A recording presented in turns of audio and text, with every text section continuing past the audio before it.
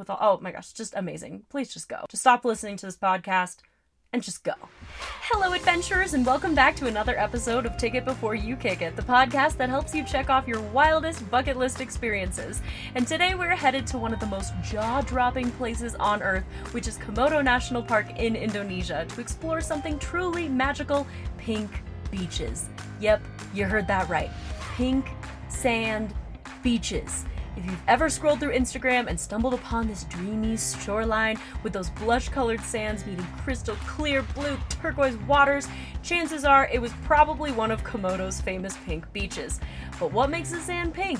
What are the best spots to see this natural wonder? What can you do once you're there? Well, I've got you covered, and I'm gonna say something wild because I have been to multiple pink beaches around the world.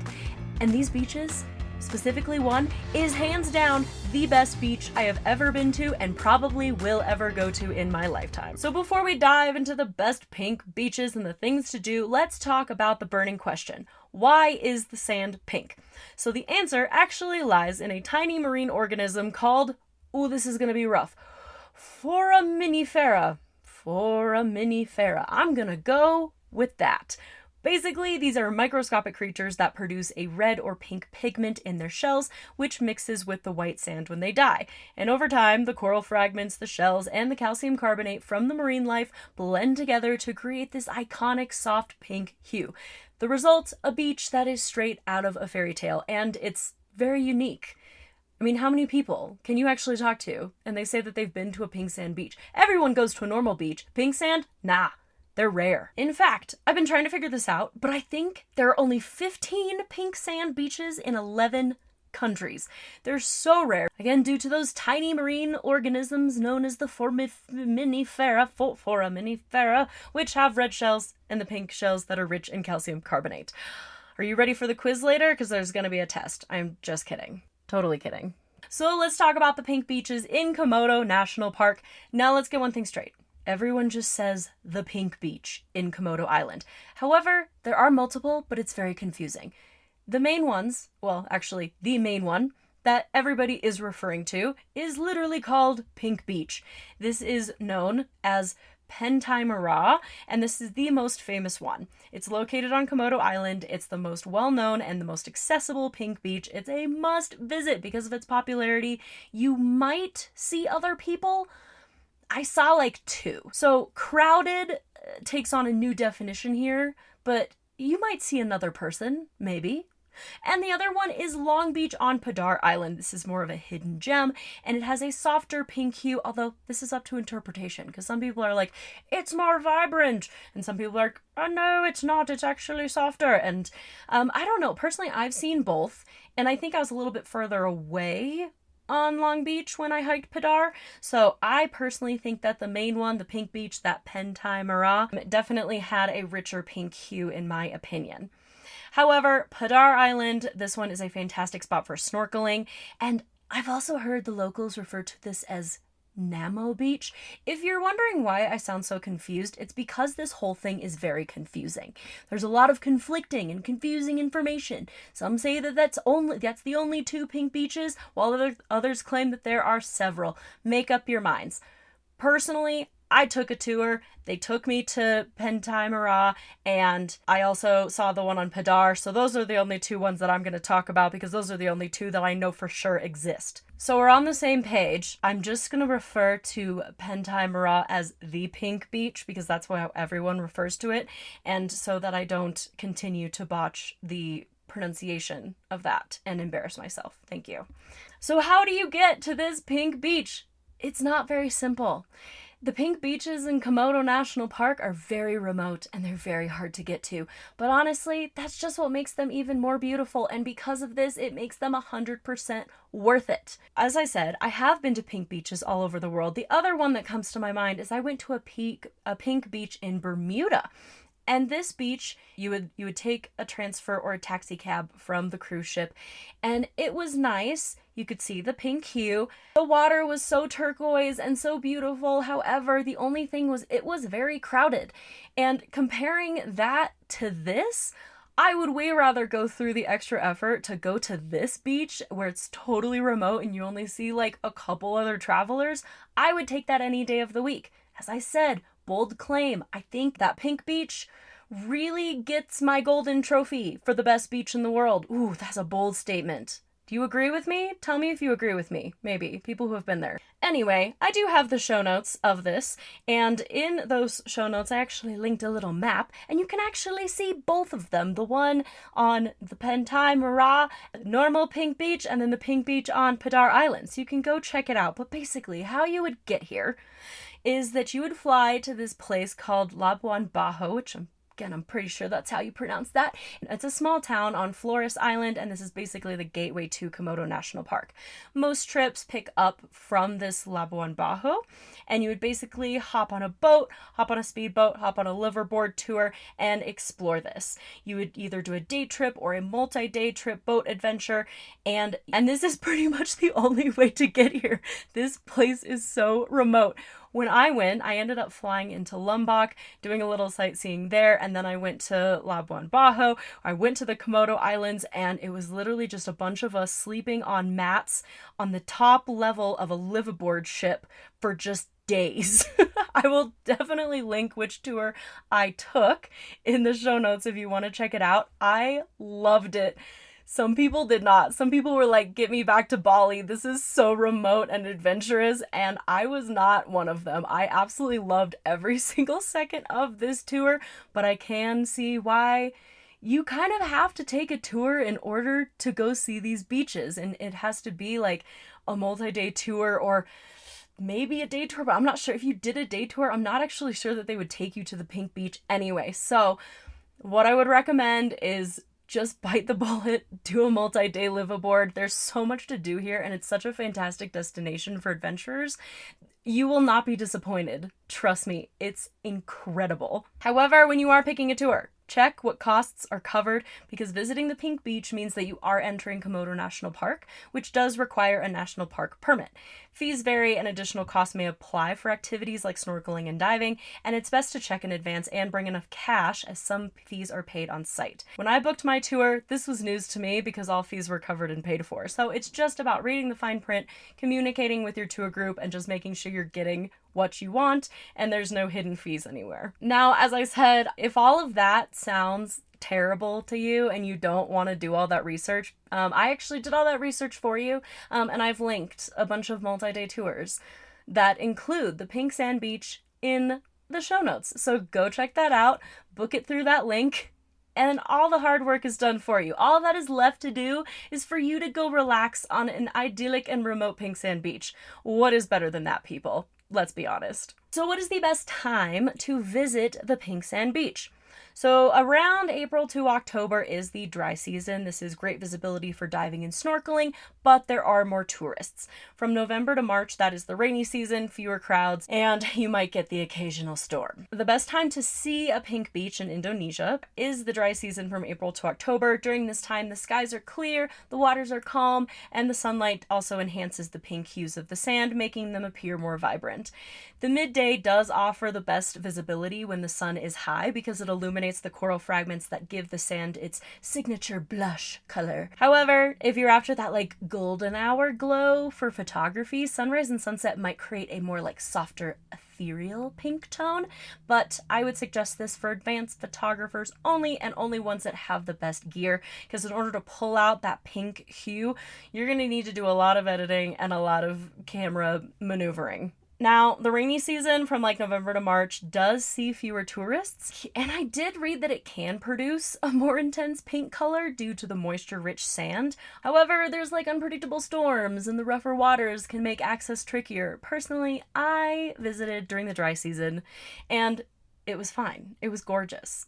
It was amazing. For the ultimate experience, maybe plan your visit around like April, May, between then and September when the weather is ideal, and then also when marine life is at its peak, in case you want to do some snorkeling and diving. I have to mention that because I run a travel blog as a mermaid. If you don't believe me, go check it out. It's a thing. So what to pack when you are going to a Komodo Pink Sand Beach? I would definitely do sun protection hat, sunglasses, and reef-safe sunscreen. Don't just do any normal sunscreen. We want to preserve the beauty of this place. Sustainable travel. Let's go. Also, maybe consider bringing some snorkel gear if it's not provided by your tour. I didn't get this opportunity, and I really wish I would have, and I was literally just sitting on this beach thinking, oh, I want to go in the water. I want to do it. And also maybe consider like a waterproof camera or a phone case so you can get those epic beach shots. I would also bring some cash, maybe for some park fees if you need to, and tips because there's nothing here. So no ATMs. They are not here. It's literally just a beach on an island. Again, can it get better than that? No, it can't. And some light clothing and a swimsuit because it does get hot. And I would check with your tour because when I went to the Pink Beach, we couldn't get the actual liveaboard close to the beach, so we had to take this little tiny boat, and I ended up just like jumping out of the tiny boat because I was like, okay, I'm just gonna swim, and they were like, go for it. So just make sure that everything is waterproof. If you are going, they might have a better way to get you to the pink sand beach. But as I said, literally just imagine that this is a beach, an island, a small trail, and not much else. And that's the main pink beach. The Padar Island beach is like even more remote. So you're really roughing it here, and that is the beauty of this. Now, things to do at a pink beach. Again, I have to just mention the snorkeling and the diving. When I was there, I swam with manta rays and turtles, and there was vibrant coral reefs. The best diving is during the dry season, and some actually claim that it's April because it's right at the start of the dry season, but there's still a chance to see some manta rays. And again, if you don't have snorkel gear, your tour doesn't provide snorkel gear, get your own snorkel gear. If you are interested in going underneath the water, which you should be, because this place is beautiful, above the water and underneath it. I would also recommend doing some hiking. There was a short hike on the pink beach itself, and I did go up and I did snap a picture, which you can see it in the show notes. And it was really funny because nobody told me that it was like it was kind of a climb. It was a short climb, but I was just wearing sandals, so I was not prepared for the hike on the actual pink beach. I did climb Padar Island, which is where the other pink beach is, and oh my gosh, I can't really describe what that hike is like. I think it's like my favorite hike in all of Indonesia. You get a view of the entire island, and our guide was so funny. They called it the fidget spinner because it's literally a pink beach, a white beach, and a black beach on each side of the island, and it looks like a huge fidget spinner. Such a unique place. The photos are unreal. I went there during sunset. It was just, it was magical. Chef's kiss. Another thing you can do while you are there is obviously Komodo dragons. Always go with a guide. Komodo dragons. I will give you 3 guesses on why this is called Komodo National Park. Did you guess yet? Because there's Komodo dragons. And they're here. They are. Actually, it's so funny because I am a Colorado native, and at the Denver Zoo, which I went to growing up all the time, there's this whole little section for Komodo dragons, and there's this whole wall, and they have like one Komodo dragon, and there's this whole wall telling you just about these Komodo islands in Indonesia, and how that this is the only place where you can actually see them in their natural habitat. And it was so funny coming here and then going to the Denver Zoo and reading and being like, oh my gosh, I was there. I actually saw that. It's the only place. So if you do see a Komodo dragon somewhere else, you know that it was stolen from here, which is terrible. Don't do that. Anyway, you can also go kayaking, paddleboarding, gliding over those turquoise water for a peaceful adventure. You can also go sunset chasing. Komodo sunsets are unreal, especially from beaches or on a boat. As I said, I did Padar Island during sunset, and I'm not gonna lie, I shed a little tear. I get a little emotional when it comes to nature, and this was a big one. Also, stargazing. I know this is at night and you won't be able to see the pink, but I just have to mention it because some of the best stars I have ever seen was on the Komodo Islands. I mean, seriously, we laid on that liveaboard, and it was funny because I was traveling with this guy who was an astrophysicist, and he started crying on this boat, and I was like, oh my gosh, are you okay? And he said, oh my gosh, no, I study stars and everything, and I'm really into astronomy, and I just never thought that I would see these kind of stars in my lifetime. And then I started crying, and it was just this whole thing. But no joke, we were literally laying on the top of the liveaboard, and I could see the Milky Way from one side all the way to the other. And to this day, it is probably the best stars that I have ever seen. Close second was in the Sacred Valley in Peru. That was a close second, but these still take the cake. I also got very lucky and saw some bioluminescent activity. Basically, it's like the plankton, and you put your hands and it's all starry in the water. So this became a joke that I saw stars above and below in Komodo. Literally, it was stars above, and I would just splash my hand in the water and it would just light up with oh my gosh, just amazing. Please just go. Stop listening to this podcast and just go. But I do have to be realistic because there are certain expectations versus reality. We've all seen those jaw-dropping Instagram shots, but here's what you should know before you go, because although this place is amazing, it does tend to get a little overhyped. One, the pink hue varies. The sand is not hot pink like a neon flamingo, okay? It's a soft pink hue. I think a better word for it, they should call it a blush beach, because it's like a blush. And it also changes based off of lighting, tides, and also the amount of coral in the sand. Now, midday usually does offer the best visibility, but still, it's not a lot. In fact, when we did go to Bermuda, the pink sand beach in Bermuda, my best friend had never seen a pink beach before, and she was like, oh my gosh, I'm so excited to see it. And we literally got there, and she was like, this looks like a normal beach. And I was like, don't worry, that's normal. You really have to go up and you have to pick up the sand and you have to inspect it. Now, on the show notes, I'm going to link one of my social media posts because I actually picked up some pink sand, and with no filter, nothing on it, it was just me touching the sand. I would highly recommend you go look at that just so you have some realistic expectations of what this pink sand actually looks like with no filter, nothing. Another thing that you need to keep in mind, tourists are a thing. If you are visiting that main pink beach, I would expect other travelers. You could head to the Long Beach on Padar if you did want a more private experience. And people are like, oh my gosh, it's so busy. But when I went, it is nowhere near the crowds of a common beach. As I said, I think I saw 2 other people and that was it. Maybe that was just the time that I was there, or I just went during a good time, but it was pretty darn remote. That being said, we already talked about it. Getting there does take effort. There are no roads leading straight to the pink beach. You need to fly to this random island in Indonesia, and then you need to take a boat tour just to get there. But again, makes it so worth it. Another thing to keep in mind is that Komodo dragons do roam around. As I said, it's called Komodo National Park for a reason, and Komodo dragons are here. Yes, even on the beaches, so just always be aware of your surroundings and listen to your guide. Personally, I did not see a Komodo dragon on either pink beach, but it's always worth it to be safe and just keep that in mind. And next, the sand isn't always Instagram perfect. Some parts do have white sand mixed in, so the pinkness isn't always as intense as it looks online. You will most likely need to edit your photos at least just a little bit, just in order to distinguish it from a normal white sand beach, but you do you as far as what you want to edit. I more say this, and I'm going to go out on a tangent here, because if I see one more over-edited shot of this beach on social media trying to sell it to travelers, I am going to lose my mind.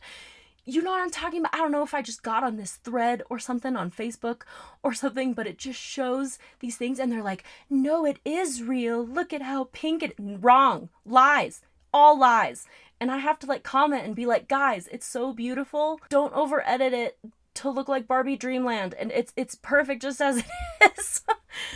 And when I say a little bit of editing is fine, you bring out those pink tones, it's fine, but these photos literally make it look like it's like the pinkest thing you have ever, it's like neon Barbie pink. And I'm like, okay, it's not like that. And it's fine if it's on your own Instagram, but if you're using it to try to get people to come here, they're just gonna be disappointed. You gotta have realistic expectations, and that's okay. So with that being said, you are most likely going to be taking pictures. If you go to my blog, I also write a lot on photography and travel and adventure photography, so I'm a huge nerd about this kind of stuff. So let's just go over some photography techniques, some editing tips. So number 1, shoot in the right light. Again, it's best in some soft, natural light, maybe midday if you are going to go for that golden hour. You can try to use a polarizing filter. This might reduce some of the glare on the water and also enhance the color contrast. However, I would do it with and without just in case. Also, play from angles. Shoot with a low angle to make the pink sand pop against that turquoise sea. And also, drone shots. I have seen some magical drone shots of this pink beach. If you have a drone, use it. The aerial shots showcase the gradient between the sand and the water beautifully, but be warned, you do need a permit for this. You have to pay a fee. There are some no-fly zones, so if you do have a drone, make sure that you are using it legally. So for editing, as I said, you do you. You are the artist. It doesn't matter. However, you might need to boost the reds and the pinks. Personally, I use Lightroom. So what I would do is I would go and I would increase the red and magenta tones to just like slightly bring out that pink sand. However, I run into issues with this because my skin tone is very white and pink. I have a lot of pink undertones. So if I bring up those pink undertones, I look sunburned like a lobster. So if you are going to do that, you might need to play around a little bit and like deselect the subject, if you know what I mean, and like bring down the saturation on the subject, or else you're going to look sunburned as hell. Also, you might want to adjust the temperature. A slightly warmer tone might enhance the beach's natural colors. You can also increase the contrast and the clarity. This will help define the texture of the sand and the ocean waves. And again, just don't overdo it. You want the beach to look natural. Again, not like Barbie's dream house. A slight enhancement is fine, but unless you're going for some stylistic look, maybe avoid cranking up the saturation too much. You do you. You're the artist. I like to see the pink, so I do crank up the red and the magenta tones. However, I still want it to look nice. Now, some final tips for visiting the pink sand beach in Komodo. Number 1, just leave no trace. Pack out all the trash. Avoid stepping on the coral. Just leave it so that it's beautiful for future generations to come. Respect the wildlife. Komodo dragons may look slow, but they're not.